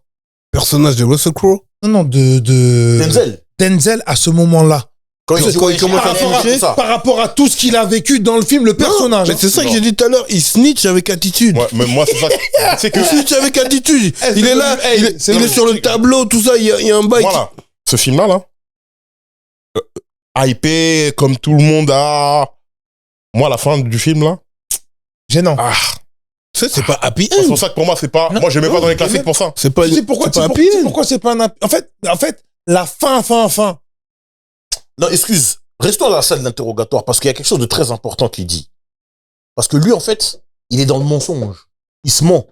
Il pense que Frank Lucas, c'est un black businessman. Je suis Frank Lucas. Et lui, il lui fait bien comprendre. Il dit, mais vous êtes sûr par rapport à ce que vous représentez et tout? Il dit, non, je représente rien d'autre que Frank Lucas. Il dit, non, monsieur, vous représentez le progrès. C'est ce que je te disais tout à l'heure. Vous représentez le progrès. Et moi, c'est dès le premier visionnage, c'est la punchline que moi j'ai retenue. Et c'est ça que je te dis. Ouais. C'est le progrès qui, en fait, de toute façon, donc, quel que soit on va dire le business ou ce que tu veux, tout ce qui est synonyme de progrès, ça va toujours faire peur aux instances en place, à moins que les instances en place ne maîtrisent ce progrès. Voilà. Parce que ce progrès-là a fait perdre de l'argent à des gens. Ce progrès-là a mis des gens hors piste. Là où ils étaient en place à cause de toi, maintenant ils ont perdu leur boulot. Ça détruit les équipes. Ce progrès-là, maintenant, il y a une manière de parler qu'ils ne peuvent plus employer lorsqu'ils viennent à Harlem à cause de toi. Donc toi, en fait, on attend ta chute. Toi, tu crois que t'es Frank Lucas, tu crois que tu ne représentes rien. Mais tu représentes tout ce truc-là. Et on a intérêt, en fait, à te mettre hors piste. Ouais, il a bouleversé une hiérarchie. Voilà. C'est ça. On a intérêt. Et je pense que pour moi, peut-être que, au vu du personnage qui est un country boy, il n'a pas vu aussi haut qu'il aurait dû voir. Parce qu'en fait, quand il va chercher les 100 ou les 1000 kilos, là, il voit loin. Ouais. Sauf que quand il est maintenant dans Harlem, j'ai l'impression que, par rapport à tout ce qu'il attendait, il aurait dû voir plus loin. Bien sûr.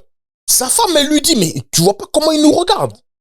En fait, c'est pour ça que je dis, c'est peut-être lui le vrai parrain noir d'Harlem. Là, je vois ce que tu sais que dans la vraie vie. Là, je capte maintenant. Bah oui. Qui a atteint un pic, parce qu'en fait, Bumpy, en vrai. Bumpy, il a dû dealer avec les Italiens. C'était un soldat des Italiens. T'as vu, même dans Godfather of Harlem. On le voit en mode, je suis en rébellion, mais c'était plus toutou. Courber les chines. Ouais, c'était plus un toutou. Les gars, oui, je veux bien. C'était un toutou. Mais n'oubliez pas que Frank Lucas était protégé des Italiens aussi. Oui. Dans la vraie vie comme dans le film. Catanola, c'est lui qui le protège. Il dit, vous inquiétez pas, je vais vous acheter, avec moi, vous achetez la tranquillité d'esprit. Et quand sa femme, elle se tire dessus dans la voiture, là. Quand il le convoque, il dit, donc regardez, la tranquillité d'esprit, je suis pas tranquille en vérité. Oui, mais. Et c'est là où excuse-moi, et c'est là où il explique. Et monsieur, vous êtes là, vous faites votre truc, vous êtes successful. Vous croyez successful, c'est comme ça? Le succès, ça apporte des ennemis. Oui. Le succès, ça apporte des ennemis. Qu'est-ce que vous voulez? Être successful avec des ennemis ou ne pas avoir de succès avec des amis? Faire un choix. Et excuse, ça, c'est ce que Jay-Z a pris dans le film, l'extrait de ce dialogue-là. Il a pris dans le film, il a mis dans un morceau de son album American Gangster qui s'appelle Success. Ouais, Success. Featuring qui? Nas, frérot. Ah, Nas? Nas. C'est pas le morceau avec Benny. Donc, il lui dit, tu veux être successful avec des ennemis ou moins successful avec des amis. Nas est devenu son ami quand ils font ça dans American Gangster. Avant, c'était pas son move, c'était son ennemi. Avant, c'est le clash. Ouais, c'est le clash. Avant, c'est le clash. Exact. C'est le clash. T'as compris ce que j'ai fait? Ouais. J'ai capté. Le fait, pour moi, quand tu pars, déjà, en Vietnam, pour aller chercher la dope, déjà, tu casses les codes. Bien sûr. Donc, forcément, moi, je pense qu'il aurait dû continuer dans ce truc-là. Mais après, c'est facile à dire. Là, je parle vraiment du personnage dans le film, hein, de la mentale. De se dire, en fait, je pense que les gens à qui j'ai affaire, il faut que j'essaie de voir à leur même niveau. Tu vois? Et je pense que c'est ça qui a manqué, c'est qu'en fait, il était le progrès dans un système américain qui est trop bien ancré. En fait, moi, je pense qu'il n'a pas réussi, en fait, à cerner qui il était. Que ce soit par rapport à sa fonction de dope dealer, de ce qu'il représente, tout ça. Mais même sa daronne, à un moment, il lui remet les pendules à l'heure.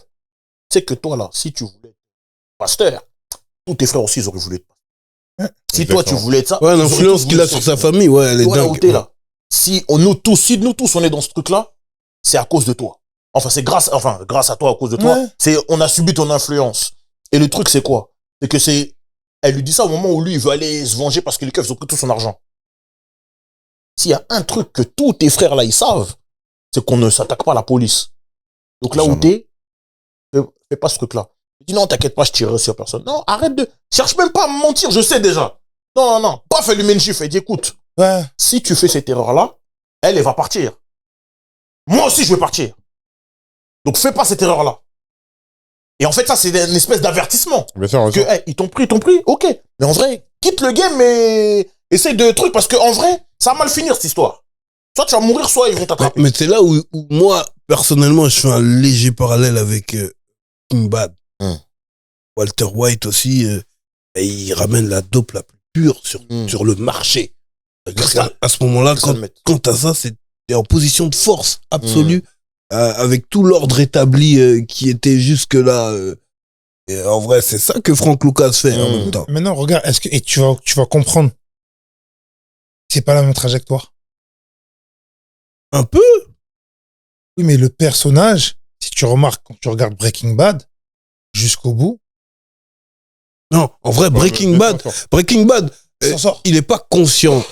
Au début, il est pas conscient. Oui. Ensuite, il réalise qu'il est. Et petit à petit, voilà. Mais si tu remarques, il ne fait pas d'erreurs. Si, il fait beaucoup d'erreurs. Au début, il fait beaucoup d'erreurs. Il fait beaucoup d'erreurs. Déjà, l'erreur sentimentale de Jesse Pinkman à vouloir le protéger tout le temps, final, alors que c'est lui qui ramène toute la merde. Ok, mais regarde au final.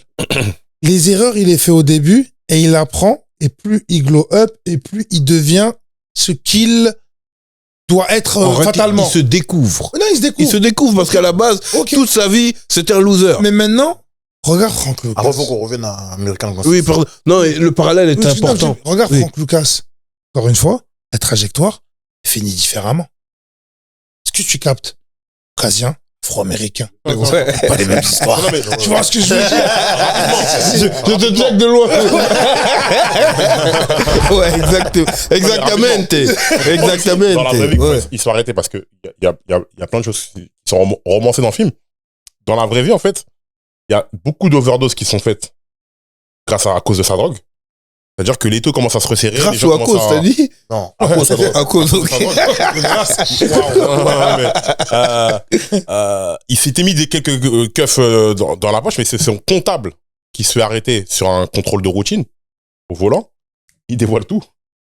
Et Frank Lucas, il est acquitté et relâché faute de preuves. Il décide de faire profil bas pendant un temps. Il s'exile dans le New Jersey. En 74, il demande à l'un de ses contacts dans les forces de l'ordre de voler le dossier dans les locaux de la Drug Enforcement Administration. En 75, la guerre du Vietnam a touché à sa fin. Et la méthode d'aller chercher le truc, ça marche plus. Il tente alors un coup de poker et commande 2 fois plus de drogue que d'habitude. Grave erreur, puisque les enquêteurs sont informés. Frank Lucas est placé sous écoute téléphonique qui permettent à la police de le remonter. Ouais. Et c'est là. T'as compris la gourmandise. Ouais, c'est là où tu remarques que maintenant, il sait que là, c'est la fin, c'est la guerre du Vietnam. Il veut faire un dernier coup. C'est ça que je te dis. C'est que t'as vu, en fait, le problème, ce qui est raconté, c'est que le problème de nos communautés, c'est que on est dans un, souvent, la plupart de ces gangsters-là, dans ce qui est raconté dans les films, c'est qu'ils sont dans un laps de temps où ils savent que c'est court, mais en fait, ils veulent le rendre éternel, en fait. Parce que la guerre du Vietnam, normalement, quand même tu vas chercher et récupérer, même si tu sais pas ce qui arrive demain, tu sais que ça va finir. Ça va finir.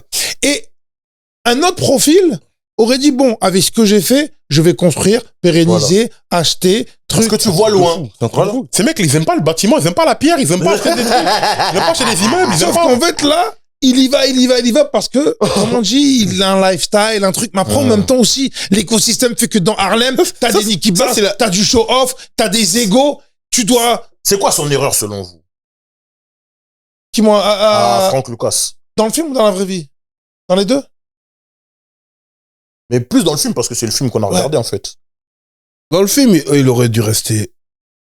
Moi, je te dis, moi, il y a deux erreurs. Il aurait pas dû écouter sa femme. Voilà. Moi, je le dis, moi. Je posais le dire. Il aurait jamais. C'est les petits pères, Il aurait dû l'écouter lorsqu'il est sorti de chez l'Italien, là, de chez Don Catano. Quand il lui dit, mais eux, ils te regardent comme un mec qui est à leur service.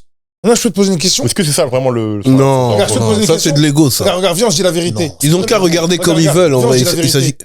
Toi, tu vas au Vietnam, t'as failli mourir. Tu ramènes, je sais pas combien de kilos. Pur. Tu fais un coup incroyable. Tu récupères une Fimbi. Tu vas chez un book, maintenant, il dit Non, c'est pas une. Miss Porto Rico. Oui, bon, Miss Porto Rico, tu Miss la récupères. C'est pas n'importe quelle. Oui. Rico. Non, mais regarde. Non, tu récupères Miss Porto Rico. Maintenant, tu vas en rendez-vous. Maintenant, viens, donne un conseil. Je veux dire, non, doucement aussi. C'est vrai. Tu peux pas dire, même si elle te dit ça en bienveillance, sur le coup, tu peux pas dire, ah, je vais réfléchir à ce qu'elle va dire. La première des choses, c'est de dire, tu vas dire, tu sais d'où je reviens? Tu sais c'est qui lui? Non, mais ça, c'est le movie. Ça, c'est le movie qui nous impose ça. L'erreur, en fait, l'erreur, c'est.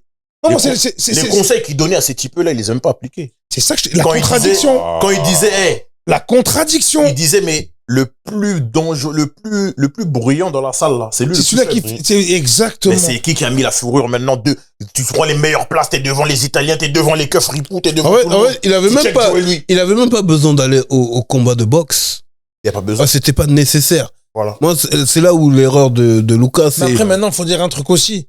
Comme on dit, il faut comprendre dans le contexte du moment. Du marketing. Non, mais au-delà de ça, dans le contexte du moment, quand, malgré toi, tu deviens dans le ghetto, le numéro 1 qui a fait un coup incroyable, comme je te dis, t'as des mecs comme Nicky Barnes, des mecs comme d'autres gangsters qui veulent te pousser à la faute. Mais pour moi, c'est ça que le côté mystère. C'est qui, lui? C'est mieux que le premier rang du combat de boxe. Ils ont un marketing. Oui, mais même non, quand il parle, il a son marketing. Quand il parle à Cuba Gooding, il lui manque de respect chez lui. Je vous pose une question. Sams. Ouais. Juste le truc qu'il fait. Tu as son marketing à lui, même quand il parle aux gens, il parle les calmes, il trucs. L'autre, il vient, il dit, ouais, moi, il me faut mettre 20%. Ah ouais? Amen. Quand il va voir le Nicky Barnes, il dit, ouais, tout ça. Nicky Barnes dit, tu viens de mon club sans permission, tu me dis ça, machin. Quand Nicky Barnes, il sniffe, là. C'est le moment où il sniffe. Amen. Ça aussi, c'est un espèce de, comment dire ça? C'est sa signature, quelque part. Tu vois? Maintenant, j'ai une question à vous poser. À la place de Frank Lucas, s'il ne va pas au combat, qu'il reste en low-key,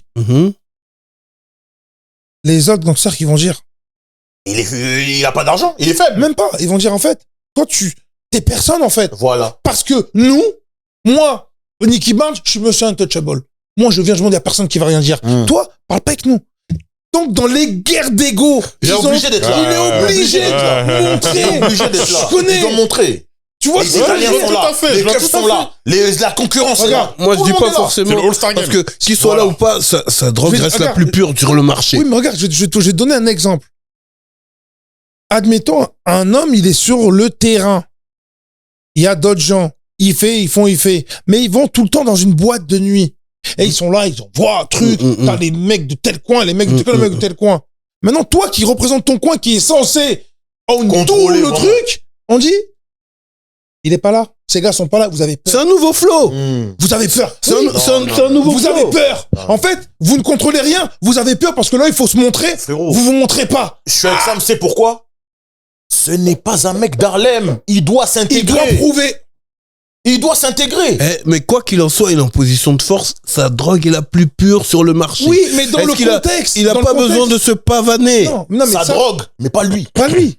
Parce que t'as vu, lui, même s'il prend des millions, en fait, on va dire. On va jamais le respecter. Mais c'est pas ça l'essentiel de prendre les millions? Oui, mais dans la Tout base, simplement. mais dans la réalité. Dans le... Ils vont dire quoi? Ils vont dire, t'es pas de chez nous, mec. Dis frère, je vais dire un vrai bail. Triplement pas de chez nous. Et tu veux voler notre pain. Et même, ça peut amener quoi? En vrai, ça peut amener le des tester. problèmes. Voilà. Exactement. Parce qu'ils vont dire, comment un mec qui n'est pas de chez nous, Il vient chez nous. il vient chez nous et il prend cet argent-là. On va le faire. Voilà. On va attaquer ses laboratoires, on va Et il attaquer vient ses même bons. pas, il vient On peut pas attaquer sa s'occuper famille. de tout, On ça. peut kidnapper sa famille, tester pour voir un peu. Donc, faut qu'ils viennent péquer et montrer qu'il. Mais oui, bien sûr. Oh, Il a pas. Elle est partie Frérot, je vais dire un C'est ça le bail. problème c'est là le problème de ce game, en fait. Laisse-moi te dire un bail. T'as vu Cameron, quand il signe une maison de disques, Ouais. on lui propose pour des éditions. On lui propose, bon, si tu veux, pour les éditions, on te propose $50,000 en plus de la signature que t'as pris, tout ça. Il dit, ah ouais? Il veut signer. Son avocat, il dit non. On va signer les éditions. En plus, c'est sur, quand même, c'est sur C'est sur un certain nombre de temps, les gars, d'années. attention, Ok. c'est $50,000, mais quand même. Mm. Cameron, il lui dit quoi? C'est un mec d'Harlem, Cameron. Hein. Il dit, mais monsieur, tu ne sais pas où je vis. Tu sais d'où je viens. Tu sais quand je vais rentrer, quelles questions ils vont me poser. Ouais. Moi, je vais dire, j'étais une maison de disques, on m'a dit, c'est un contrat comme ça. Là, on me donne 50 000 tout de suite. Tu sais quelle voiture avec laquelle je vais rentrer? Mm. Je dois, c'est moi, c'est chez moi. Mhm. Quand je reviendrai, je dois être le roi. Mais c'est ça. Là, c'est la même chose. Mais après, moi, il y a un truc que je veux dire, c'est que, t'as vu quand tu regardes American Gangster avec un petit recul, Oui, Si- avec la maturité et Voilà. l'âge un peu plus. tu te rends compte encore que dans une communauté où on doit voir, on va dire, ces gens-là comme des héros, il y a toujours un problème qui ramène, on va dire, à la déchéance et qui nous ramène, on va dire, à notre propre condition. Bon. Et comme je parlais du truc du caucasien qui, voilà, etc. Et pour moi, il y a un film, quand tu regardes avec l'analogie, c'est un American Gangster raté. Ah ouais? Exprime-toi. Black Panther. Bonne soirée.